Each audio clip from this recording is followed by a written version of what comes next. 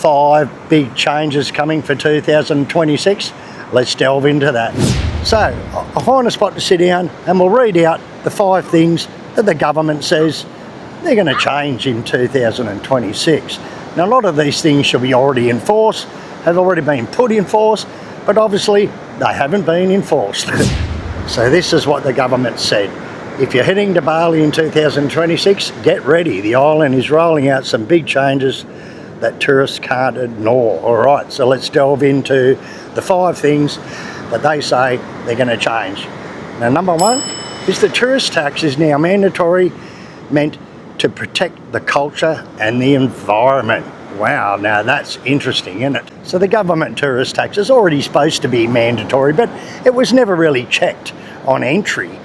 So really you should buy it with your visa and then they know they're going to get it. Like some people were getting it. They reckon only 30% of people are actually getting it. And, you know, not many people were even getting asked about it or checked about it. So that money's apparently going to go to culture and to the environment. Now, I'm not sure what they're doing with the money.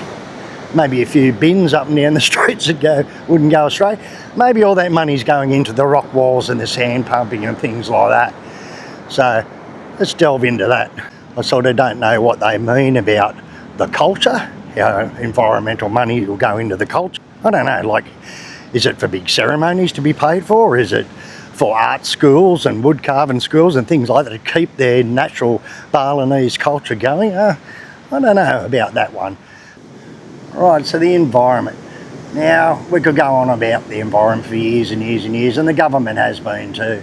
As you can see around on the streets, everywhere, anywhere you go, there just is no rubbish bins. And I think this is one thing that could really, really help Bali in a big way, is just by having a good garbage service, just with basic garbage bins, one every 20 metres up Legian Street, down Jalan Pantai, out around Sanur, in all the main tourist areas, you know. And that would help a lot. So I'm not quite sure exactly what they're doing with this environmental money from the government tax that you pay when you come into the country, the tourist tax. But they are doing that sand pumping initiative at the moment, and the rock walls, maybe it's all going to that, I'm not sure. So anyway, let's get on to number 2.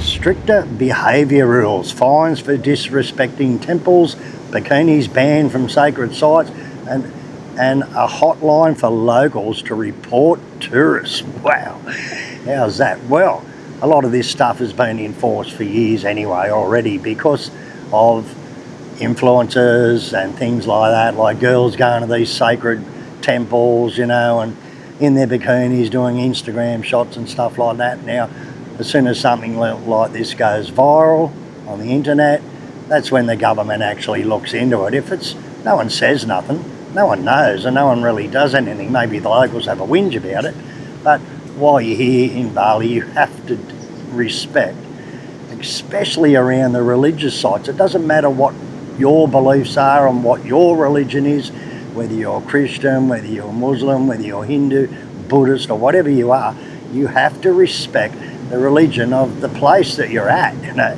these are their sacred sites and their temples. So girls, no bikini Instagram shots around the temples. And a hotline, how's that? A hotline for the locals to report tourists. Maybe this is a good thing because these people, just get rid of them, you know. Hit them with a hefty fine or something, you know. People have to be respectful of the laws when they come to any place, and they should know that this is wrong, and just doing it for likes and views, it's just wrong. So make sure if you're going near a temple, you're covered up, you've got a sarung on, you've got your sash on, and you can normally get them at the temples, and just respect the local culture. Number 3, now this is a big one. This has been going on for years and years and years because resorts, now let me read it to you. This is what the government says. Private beaches might disappear. Proposals to make the entire coastline public again. Well, this has already had trouble on and off for years where the big resorts, this has actually happened to me personally, out at Nusa Dua actually, and at Sanur a long time ago. But where the resorts in the front think that they own the actual beach, which they don't. They only own you know, when you buy land, you're buying land. You're not buying the beach. You're not buying the ocean. Like a lot of these resorts will put like buoys and that right out for swimming safely in front of the resort, and they always claim the water and they claim the beach. Now, I definitely know for a fact, and definitely out around Nusa Dua where these big 5-star resorts are, I've been hassled about that. Get off the beach, you can't film here, you can't sit down here. And this has come into the public attention because a couple of the locals, on and off over the years, have complained about this, and really there is no law to say that they own the beach. They just don't. So the coastline anywhere you go is public anyway. It's just that places like some of these big exclusive bars out around the Bukit, around Uluwatu, around Yang Yang Beach and that, out on that side, Pandoa side of Bali, they've got their own private elevator down to a beach, and the only access is through their bar or their restaurant or whatever to get to this lift. And they're charging people, you know, $20 or $30 to go down the lift to the beach when they don't even privately own the beach. They're more or less charging you for access only. But if you can get onto that beach another way, well, there's no reason that they've got or any right to stop you going there. So we'll see what happens to that, because apparently that's already been put in line, another thing that's already been put in line. So we'll see what happens there. Number 4. Motorbike rentals under pressure. Stricter licensing check and talk of limiting rentals entirely. Okay, well, thing is with this, I don't know how they can enforce it, because everywhere you go there's a motorbike rental. Out every hotel's got bikes rent just on the side of the road. Like, you can ask anyone, you know, they'll get their cousins, uncles, sisters' bike and they'll rent it to you. And they years and years ago here in Bali, you had to pay for the insurance, you had to show your motorbike licence, you actually had to go into Denpasar and do the 1 month licence before you could even rent a bike. That's what it was like back in the late 70s, early 80s anyway. But nowadays they'll just rent to anyone. So, and a lot of people are, you know, disrespecting the rules. They're going crazy on the bikes. They're riding their bikes on the beach. They're doing stupid things. They're having accidents. No one's wearing helmets, and it's got to go down to Canggu. No one wears their helmet down there. They could easily enforce all that stuff. And apparently they're going to tighten up the rules to make it harder to rent a motorbike. You must have an international licence or a local licence, and you must be insured. And they probably, I think, should have registered motorbike rentals where only registered government rental places can actually rent, so they can keep track on who is renting bikes. And, you know, if there's accidents and things like that, well, you know, they can sort of control it in a way, you know. It's a tricky situation, that, because really there's just thousands of people just renting their bikes just for a bit of extra cash, which helps the locals. But the thing is, they're not asking for any credentials. So we'll see what happens there. We'll see what the government does about this and see if it really does come in force in any way, you know. Last but not least, environmental crackdowns, littering fines, plastic bans and tighter patrols during the rainy season. All right, so now apparently they banned the small plastic cups years and years ago, and apparently they've already tried to crack down on the plastic bags. One stage there it was going to be the one-use plastic throwaway bags were banned, but they never banned them. The plastic aqua bottles they were going to ban and only have 1 litre bottles, and those small bottles never happened. Only the little plastic cups are supposed to be banned, but you can still buy them and they still give them away in warungs and stuff. So a lot of this stuff comes into force by the government. After a couple of months, the government, everyone just forgets about this stuff. They might enforce it for 2 months and then that's it. Everything's back to normal again, with people just littering, throwing their shit everywhere.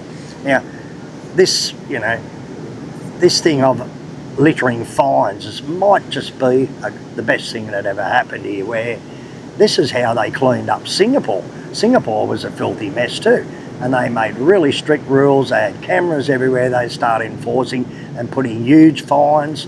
Even in Malaysia, everywhere you go now, there's fines for littering. So there'll be a hotline for people dumping You know, they're saying here tighter patrols during the rainy season. Well, it's not really the problem, because in the dry season, everything is getting thrown in the rivers all over Bali, and then when the wet season comes, it's washing out to sea. So it's not really tighter patrols during the rainy season is going to help. They've really got to enforce this the whole time. Have the hotline where people can dob people in that are throwing, they blatantly just pulling up with trucks and dumping it over cliffs into rivers and stuff.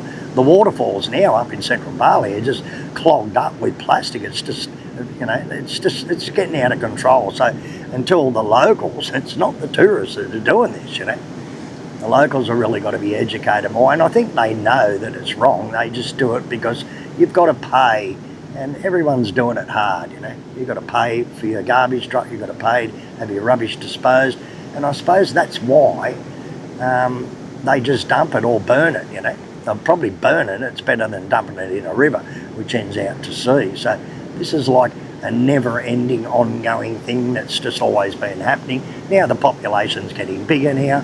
I think there's around 4 million people live here now, so it's a huge population, which makes it harder to enforce these things, because, you know, they're doing it in the middle of the night. And the thing is, a lot of the businesses are too, the warungs, you know, and things like that. Instead of paying, I know at our place we've got, you know, 10 units at my place. I pay 120,000 a month. We've got 6 garbage bins lined up. They come 3 times a week.